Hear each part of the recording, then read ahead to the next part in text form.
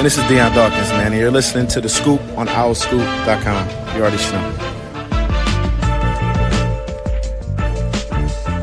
Welcome back to The Scoop, everyone. It's New Year's Eve. I'm your host, OwlScoop.com, Editor John DiCarlo. I want to wish everyone a very Merry Christmas, a Happy Hanukkah, a Happy Kwanzaa, whatever you're celebrating and wherever you're celebrating. We hope you're having a happy and healthy holiday season.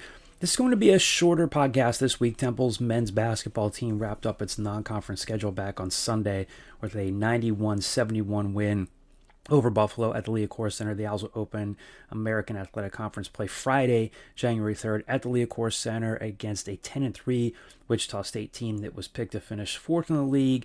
I'll be at the Liacouras Center Friday to bring you your coverage there. Who better to get us ready for the game than the head coach himself, Adam Fisher? I spoke one-on-one with him earlier this morning, and you'll get that full interview here on The Scoop. Next week, we'll be back with a longer show and with the full house, including OwlScoop.com assistant editor Kyle Gauss and staff reporter Johnny Zwizlak. We'll talk more about Diane Richardson's women's basketball team that played very well in its American Athletic Conference opener with a 97-74 win at UAB. Tariana Gary surpassed the 1,000 career point plateau in that win. She had 9 points, 3 rebounds, and 2 assists.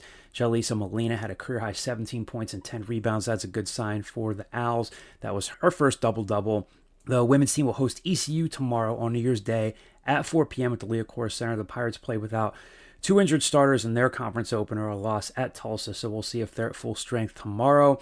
So next week we'll have more men's and women's basketball talk. You'll hear from a couple of Temple's newest verbal commitments from Casey Keeler's 2025 recruiting class, along with some staff updates, so stay tuned for all of that. The Scoop, as always, is brought to you by Greenspan and Greenspan Injury Lawyers. If you've been injured while on the road or the highway and the crash was someone else's fault, the insurance company is not going to be on your side. You need us, Temple Law grads, will fight hard to get the compensation that you deserve.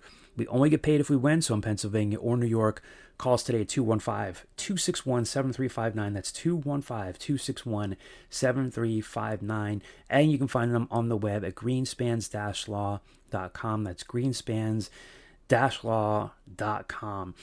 So, as I mentioned before, I spoke earlier this morning with Temple men's basketball head coach Adam Fisher to get his thoughts on this 8-5 Temple team, how the Owls will approach Wichita State Friday, his view of how Lingard III has played in his first 4 games back following his 9-game suspension, more on Quante Berry and Shane Dezzoni, the ups and downs of what has been a very eventful and sometimes stressful first year on the job for him with the NCAA investigation into Isaiah Miller and the alleged betting activity with the former point guard and the scrutiny that comes with all of that.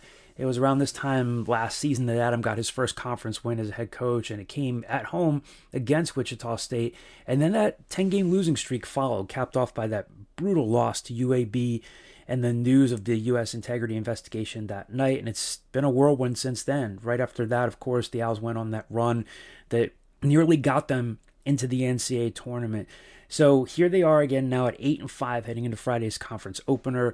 Right now, of course, if you're looking at NCAA tournament aspirations, the Owls don't have a resume that would make them an at-large team. I think they'd have to sweep a top 25 team like Memphis on January 16th and then on the road on February 9th and maybe finish in the top 3 in the conference standings to get them into the at-large conversation. There's a lot of basketball left to be played before then. Starting with Friday, Adam and I talked about what's ahead there. So sit back and enjoy my one-on-one conversation with Temple head coach Adam Fisher. Adam, thanks for joining us today. Really appreciate it. After 13 games, how you feeling heading into conference play?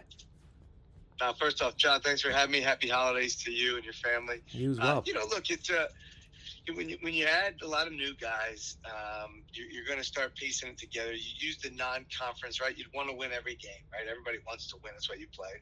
It sounds coach talking silly, but for us, it's a chance for us to get better and learn. Like that's what we try to do on every game. Can we get better and learn? And we try to challenge ourselves. I think we finished either 4th or 5th. Going into Buffalo, it was 3rd highest non-conference strength of schedule in our league. We played a lot on the road. We've had 5 home games, and if you look through our league, who you go up against now when we get ready for AAC play, there's teams that have 8-9 home games in the non-conference. So I think we played a challenging schedule with a lot of different styles that'll prepare us for league play. And I think, we got to keep getting better. We got to keep, figuring out the right combination of guys and continue to play hard. You talked about just right now, just that finding the right combination of guys with the influx of guards that you had coming in with Jamal Mashburn Jr., Linger the third, Jameel Brown, and then you bring in Aiden Tobias in as a true freshman. A guy that you talked about this the other night that has stayed and improved and carved out minutes with all the increased competition is Quante Berry. You talked about him after the Buffalo game. He's played really, really well for you guys. He was in there. He's been in critical moments down the stretch. When you look back at his development, I know that you guys saw some improvement with him over the summer. Was there like a tipping point for him or a moment in the summer where the staff kind of started to look around and say, hey, this guy's going to see more minutes for us this season, not less? Yeah, John, I think he was really responsive. At the end of every season, we do like a whole breakdown of all our returning guys, statistical analysis with some video, like here's what you did really well last year. Here's an area of improvement. Here's something we really got to work on if you want to get your play to the next level. I think he was really receptive to his and got in the gym. And again, great credit to our staff. I thought they did a great job, when you get 4 hours a week with guys. And I just think he embrace the competition. It wasn't something that he hid from. And I think, he's in our system for the second year. So I think he's doing things that we might be teaching other guys that he's like, oh, I know this, so I can continue to work on my game and do some other things to improve individually. And then it helps our team collectively. But I just thought he had a really consistent summer and beginning of the fall. You talked about this the other night too after the game. You talked about, hey, he stayed. Guys, I wish, I'm paraphrasing what you said here, but I'm hoping that more guys would stay. And I know that so much of that has to do now with NIL revenue sharing, but how much do you talk to other coaches about that? Obviously, guys staying would make your lives easier as coaches, but do you think there's ever a chance that the pendulum might swing back a bit where the players themselves see some value in staying in one place more than just skipping around every year? Yeah, I think, you talk about it a lot with coaches. It's obviously a hot topic. Sure. Obviously, my mentor stepped down last week and, talked about some of the reasons. He spoke publicly about some of the reasons why. I think it's like the new thing, right? When, obviously we're on the holiday season, right? You get a new toy, and that's the toy you're going to play with all the time. But you always kind of want to go back to some of those other toys that you had. And what I mean by that is like the new toy is this transfer portal NIL. This is brand new, so let me see it. But I think at some point you might see some guys, hey, I enjoy the success of where I'm at. I enjoy my role on this team. I think I can get better. Like, that's what I ask guys when we recruit them. Like, hey, do you think you're getting better? Like, we have a plan for you, and then we'll show the transfers we've brought in and it be the freshmen too. Like, I think we're playing our 3 freshmen are playing, I think, top 9 minutes in the league right now. Our 2 sophomores are playing top 8 minutes in the league. So we want to develop young guys too and add the right pieces in the portal. Yeah, I'd kind of be remiss if I didn't ask you. I know you talked about him the other night. Jim Larinaga is stepping down. When you see it happen, I know you probably figured it was coming at some point, but when you see it happen in the middle of the season and he was as candid as he was, what was it like to see that? And obviously you've talked so much about how much he's meant to you, but how much have you gotten the chance to talk to him since he stepped down? Yeah, that was a hard day. I'll be honest. It was really difficult. It's somebody that you just look up to so much in this industry, not just his coaching, but the person and our friendship, our relationship. So, I got to talk to him. We texted a little bit, and I got to talk to him on the phone at length for a little bit, which was really nice. And he was great. He explained certain things, and he wishes me the best. I know he watches our team. And I just, kind of like I said after the game, there's not a decision. There's a decision I make every day that is a reflection of my time with Coach L. And I think if any of us in this industry can have a third of the career he had with impacting lives, winning games, graduating student athletes, and running great programs, you'd be really pleased. Yeah. Over the last 4 games, you guys have really started to make a dent in that rebounding margin and improved there. You out-rebounded Buffalo by 14. You got out-rebounded by Rhode Island, out-rebounded by one board against Davidson, but you won, and then you really handled Hofstra pretty well. I'm sure it's probably not a finished product for you in terms of where you guys really want to be, but what's changed for you to kind of swing things back in your favor there in terms of just rebounding better? I know you talked about showing the guys how much of a difference it makes on that first possession on a missed shot and how much things change defensively with the numbers when they get that second shot. I think it started with us challenging our guards, John. Like we made a strong effort to challenge them to go rebound. And there's, a lot of times people think, oh, it's the big's job. It's the big's job. Well, sometimes the big's got to really box out, right? There's a guy who goes to the glass hard. He's just trying to box him out. Somebody else has to go get that rebound. But, he's got to do his job first to box the guy out, and then our guard's got to come back. I thought we also have done a better job of explaining different rebounding by different teams, right? You're getting ready to play a team like Buffalo who's going to shoot a lot of threes. Threes rebound long. Yeah. You can't have everybody run into the charge circle and expect to get the rebound. We use the term floorboards. There are going to be some floorboards when you play a team that's going to shoot threes where it's going to bounce, and you've got to come up with that basketball. So I think we've probably done a better job of explaining, hey, this is the way this team likes to play. Be ready, or there's going to be a team, like Wichita State scores a lot near the basket, a lot in the paint. So you got to make sure we're boxing out. We got to be right near the basket and be ready, but also be ready for our guards. If it gets tipped out, they've got to be ready to be there. So I think we addressed it. We've talked about it. We worked on it. And I hope they continue to see the improvement there. Yeah. What's your assessment of Lynn Greer's play after his first 4 games? Yeah, Lynn had a tough situation, right? Having to sit the first 9. You're on scout team for a while, so you do get to practice with us. But you're not getting the reps because you're trying to help our team win. That's what we talk about all the time. We need guys that are just going to help us win. His job during that span was to be the other team's best player and kind of make sure we were prepared going into the games. Then you flip, and now he's out there, right, with the first or second unit. I think he's just got to let the game come to him. Look, he's a proven player. He's got great size. We want to see him lead us in assists, run our team. So I think it's going to take some time, just like it would at the beginning of the year, November. But I think he's come in. He's doing a really nice job. A guy that maybe didn't get talked about a little as much of the Buffalo game, has played really well for you over the last 3 games is Shane Dezzoni. You talk about another guy who stayed. He's shot like 58% over the last 3 games. He had the big block and the transition dunk against Davidson. He had 17 to keep you in it against Rhode Island, had 7 of his 11 points in the first half against Buffalo. And after that Davidson game, he admitted that you guys have been coaching him up and telling him, hey, sometimes you finish softer on the rim, and you guys have challenged him. And it seems like, at least over these last few games, like a little bit of a light has gone off of him where he's playing through some pain with his wrist and then just playing with more confidence. What have you seen from him over these last few games? Because it seems like he's playing with more confidence and more energy. Yeah, I think he's playing really well. I think it takes time. And I think, we've mentioned it. He missed so much time in the preseason. And then once practice officially started, and, I think people understand, like, those practices are really hard, and you're doing a lot. Like, they're your long practices. So you miss, the first 5 or 6 practices a year, you're probably your longest practice. So it's almost like double. But he's a guy that we believe in. I think he had a great end of last year. And, he's a guy that we need to defend, rebound, make shots. We believe in him, and we do. We're coaching a couple guys a little bit, I don't know if harder is the right word, but, we want them to be at a higher expectation. We have high expectations for them. We want them to have it for themselves. So, we're really trying to hold guys accountable in practice, and he's done a really good job of that.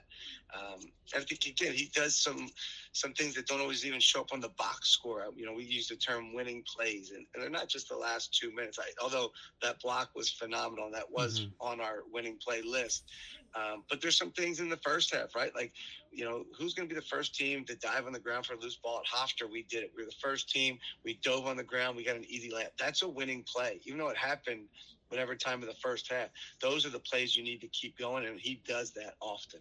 Yeah. Is Jameel Brown any closer to coming back, or might he be in a situation where he might redshirt this year?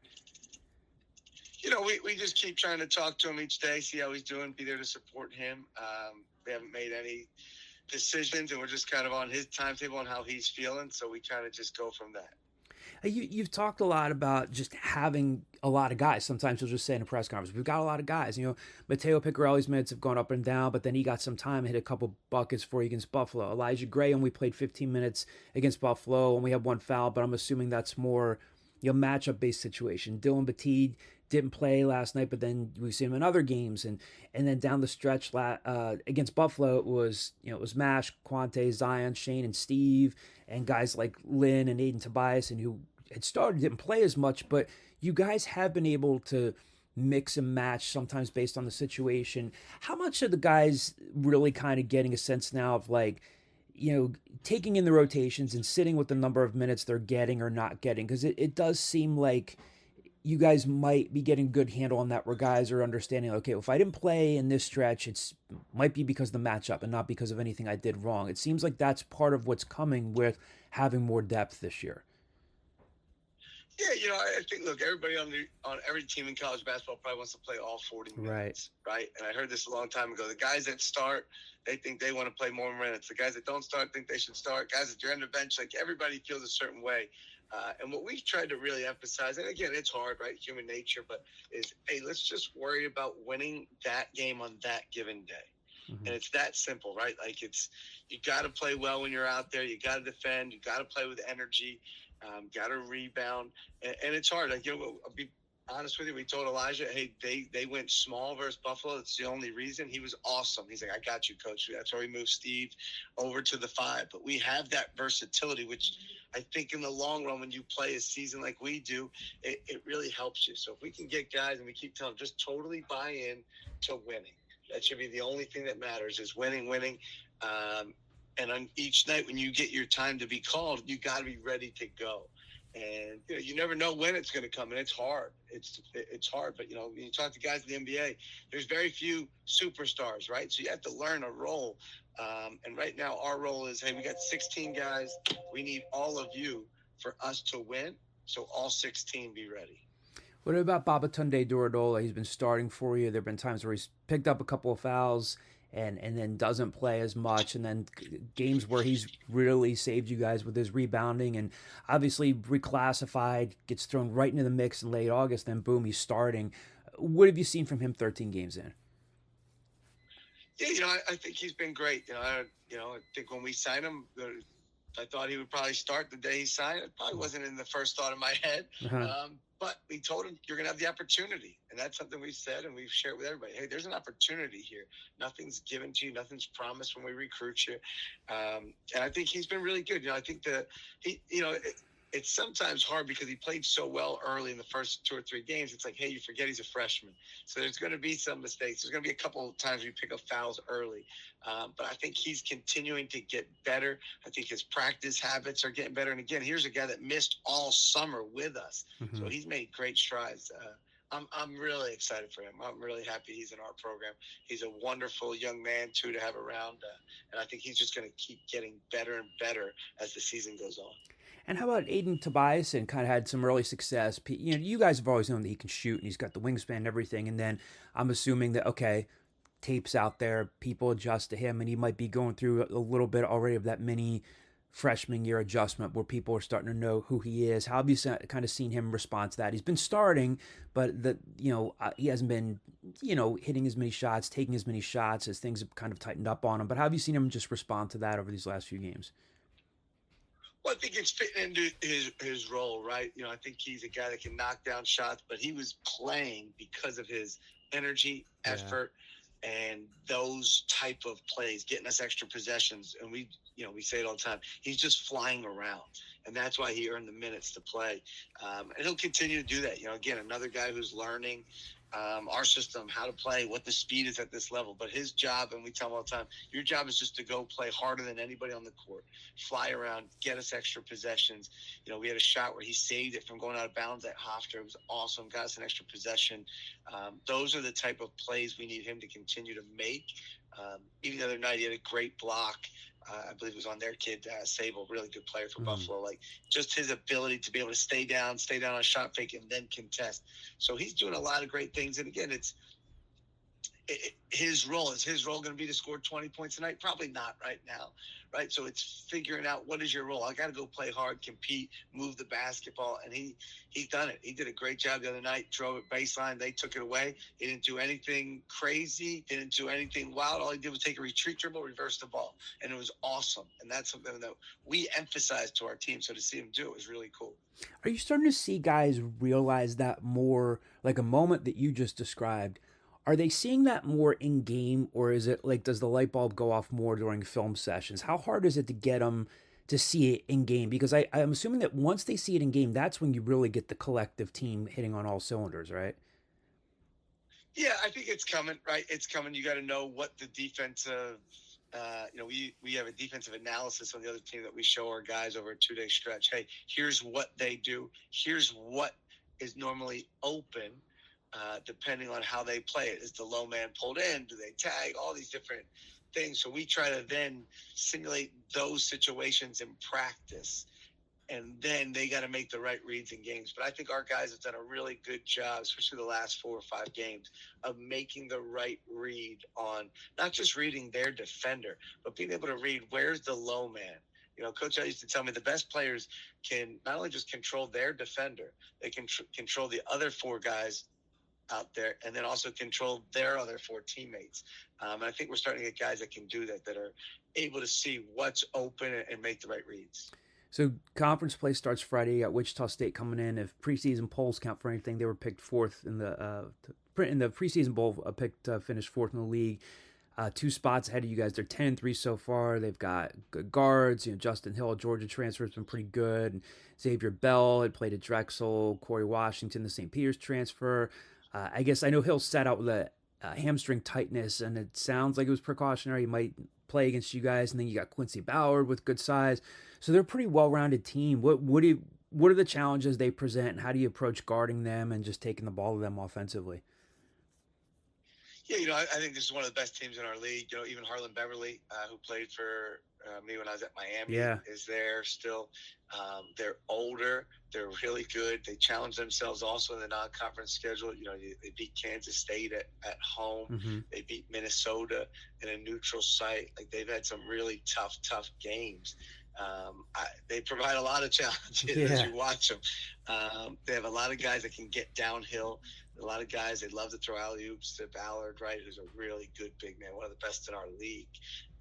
Defensively, they're so sound. Paul Mill's a great coach. They're really well coached. We probably watched 5 of their games. We'll watch another 3 today.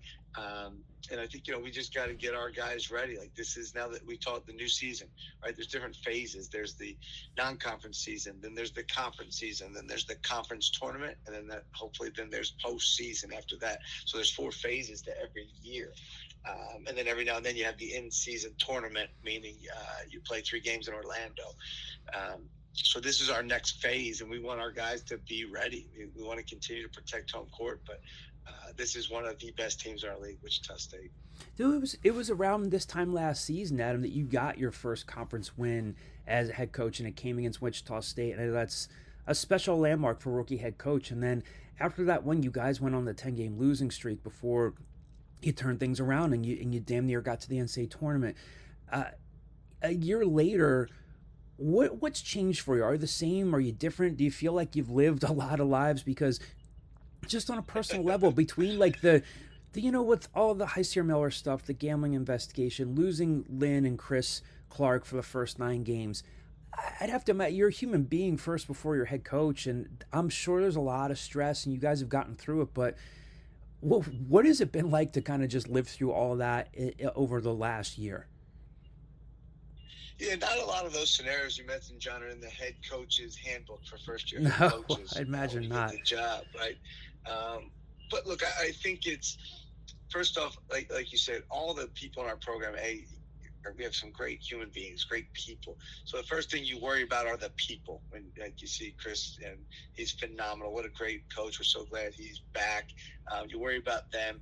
And then, I think it's, when you have great mentors, working for Coach Wright, who's at the Buffalo game the other night, and you're working for Coach Larinaga and Coach Shrewsbury, you're never prepared for some of these situations that come up, but they prepare you for how to handle anything that comes your way, if that makes sense, no matter how crazy or bizarre it may be. And I think that's what it's been. It's just a matter of trying to be a great leader for our group, but also telling them there's certain days when you're going through certain things. Hey, this is hard for me. I'm going to tell you, this is hard for me. So I need your guys' help today at practice. I need your guys' help. And I think being honest with your guys, like it's important. I think I tell them all the time, my back was bothering me last week. I'm telling them, they're watching me walk around slow as can be. So of course I'm going to tell them, hey, here's what's going on with me right now in case you see me sit down at practice.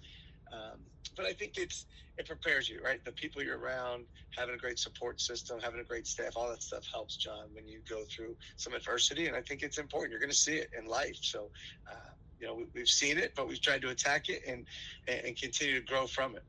What has it meant having Chris back? I mean, you're talking about a guy who has survived a few different coaching changes, and you and I both know how rare that is. So there's got to be something about Chris Clark, whether it's his institutional knowledge, his demeanor on the bench, the quality of person that he is. He's stuck around through Dump, through Aaron, through you. What's it like just being able to turn around and see him on the bench now? No, it's awesome. I think he's Mr. Temple. But to be honest with you, he's a guy, had I gotten any job in the country, would have been on a list that I would have tried to reach out to have be a part of what I was trying to build and work together with him. He's that kind of guy. He's so great with the student athletes. He's just got a great way about him. He's got such a enormous pride for wearing the jersey when you play for legendary coaches like Coach Chaney and Coach Dump, and then you coach here. So his pride and his experience is second to none. And it's great. It really is. I was really happy for him to have him back. I know it was probably difficult for him, right? First time in your career, you're away this much from our team. But he's come back. He hasn't missed a beat. He's a huge part of what we do, and just happy he's back. So the last question for you, I saw just the video that the team put out. You had the team at your home. You guys, your family are celebrating Hanukkah. Guys on the team are celebrating Christmas. It just seemed like you guys were having a great time. It's a combination of different cultures, traditions, and you said like it's important that you guys feel like you're part of our family. It just was a cool thing to see. I know that there's no time for rest during this time, but in the time that you have gotten, what was it like to spend that time with the team at your home and just with your family in general around this time of the year? What does it mean to you? No, it's awesome. It's probably my favorite night in the season. We did it last year too. It's our tradition. We have the whole program over the house. So I think it was like 50 people because all the coaches, their wives, their kids come over. And it's really neat. They get to see us in a different environment. Kids are running around. We have some holiday games we play, and then we do I think it's called the White Elephant, where everybody brings a toy and you wrap it and you pull out of a hat, and number one picks the toy. Number two can steal that toy or has to go take another one. So they kind of really get into that. It's just a fun night to be together, and I think that's what family does, right? Family comes together during the holidays, and we have members of our team that celebrate Kwanzaa, Hanukkah, Christmas. So I think just bringing that all together, and talking about the different types of things that people do. We have a menorah in our house, and I think a couple of guys are like, hey, what's this thing over here? So you start trying to talk about that a little bit. Hey, what's this little spinny thing on the table? Oh, it's called a dreidel. And then we had a Santa Claus, right? So you have everything there. You want everybody to feel welcome. I love the night. I hate when everybody leaves because then my wife tells me, all right, go clean up. So that part is not as fun, but it's such a special night just to get everybody together. And that's, again, that to me, that's what family. You have a great meal, and you get to spend time together with the people you love. And I think that's a great night for us. Well, thanks for joining us, Adam. I appreciate it. Good luck on Friday. We'll see you at the Liacouras Center. No, John, thanks. Happy New Year to you, and thanks for all the coverage you do. You do an amazing job, not just of basketball, but of all sports, and you're a great leader and ambassador for the university. So I appreciate what you do. Thanks, Adam. Appreciate it. So thank you to Temple head men's basketball coach Adam Fisher for taking some time to speak with me earlier this morning. No mailbag on this week's episode. We will have one for you next week. We'll look forward to answering all of your mailbag questions. We'll have more Temple men's and women's hoops talk, more football recruiting coverage, more staff updates on Casey Killer's staff as he builds it out. Thanks to all of you for your continued support of the podcast. It's been a great 10th season with continued listenership, continued support. We really enjoyed having the live show at the South Philly Tap Room back in November, a couple days after Thanksgiving. I want to give a shout out again to our owner, John Longacre, and his staff for accommodating us there. We'll try to do another one before this basketball season is over, so we'll bring you details on that. Hope you all are having, again, a very happy, healthy, and wonderful holiday season. Maybe I'll see some of you on Friday at the Liacouras Center. Have a great day. Have a great time celebrating New Year's Eve and New Year's Day. Just hope you're doing it safely and in the company of friends and family. And we will talk to you next week.